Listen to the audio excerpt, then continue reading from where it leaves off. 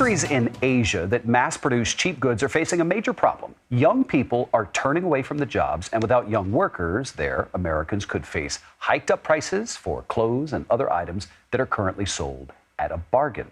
Wall Street Journal reporter Jon Emont joins us now from Indonesia. John, good to have you. Talk about why are so many young workers in Asia rejecting the factory jobs, and what are they wanting to do instead?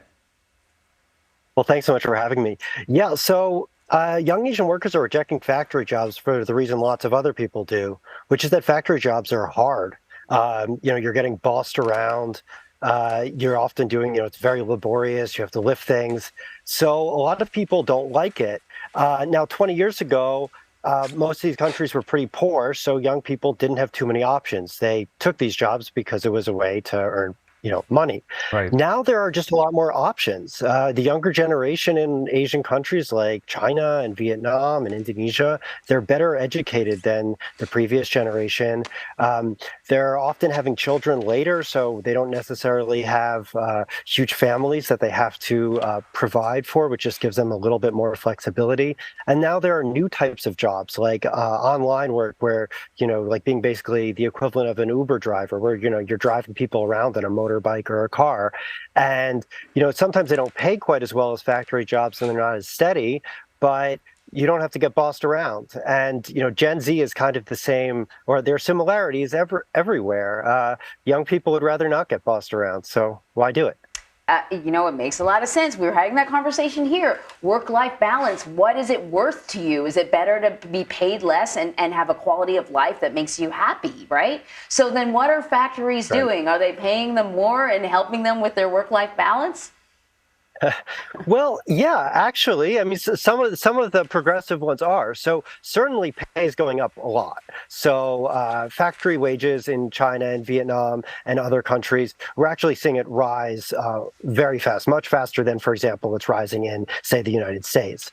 But some factories are going beyond that. They're offering new types of benefits and perks that you really wouldn't associate with things like a Vietnamese garment factory. So I visited one, for example, where there's yoga classes and dance classes around lunchtime.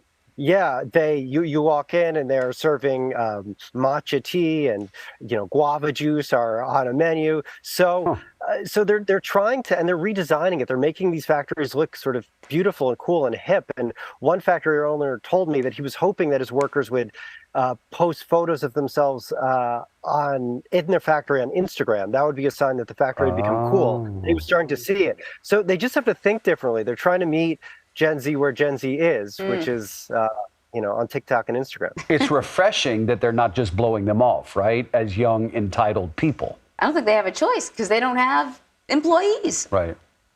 I think you guys have nailed it. Yeah, exactly. I mean, I think some of them would be tempted to blow them off, but yeah, where do you go? And so a lot of them are relying on workers who are in their 30s and 40s and maybe have fewer options. Maybe when they were younger, there weren't as good education opportunities, so they don't have great options. But, factory owners can see, well, what happens 5 years from now? A lot of this work you can't do until you're 70, right? It's hard. So you do need young blood, and they're concerned they aren't getting it. Can you point? Now, what does that mean? I'm sorry, go ahead. Go ahead, John. No, please, you go. Well, what I was going to say was we've all heard the stories about the grueling conditions in some of these factories. Yet we have this sort of guilt-ridden compulsion to consume cheap products, fast fashion, which we know is terrible for the environment, but we just need that top for $20 that we're going to wear once. I expect that a shift like this is going to impact the consumer here, that we're going to have to be paying a little bit more. I don't really think that's an entirely bad thing, but, have experts kind of looked at the long picture and said, what does that mean for the prices we pay in the United States? Right. So, yeah, I mean, they're thinking about it, and the assumption is that prices are going to have to go up because if you have to pay workers more, then things are going to get more expensive. And that's pretty basic. Now, there are complicating factors, of course. So, one of the things that factories have been doing in Asia, like they've been doing in the United States and elsewhere, is they've been using a lot more machines and trying to automate more, so they need fewer workers. And for some products, maybe that will. I mean, if they can do it efficiently enough, then maybe that will contain prices. But there are also a lot of things like clothes where so far you still need people over, sewing, and that's actually been true for decades or even hundreds What of years. happens, John, if they just decide, you know what, screw it, you guys keep pushing us, we're just going to go to a place where we can, pay cheaper wages? How easy is that?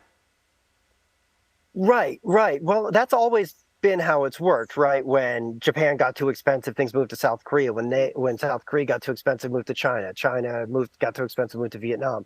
Now, factory owners in Vietnam and other similar countries are looking around and saying, we don't know where else to jump to. And that's because there aren't that many countries that are stable, that also have young populations that are eager to do this stuff. So, for example, take a country like Myanmar, where it's another pretty big Asian country. Everyone thought that was the next big manufacturing destination. There was a coup a couple of years ago. A lot of garment factories got damaged. It's not a good place to do business. And looking around the world, there aren't that many places with large labor pools that are sort of trained and where young people are interested in this work, that and have decent infrastructure. There's just the Goldilocks countries don't seem to be there right now. Jon Emont, great conversation. Thank you so much. Thanks so much for having me.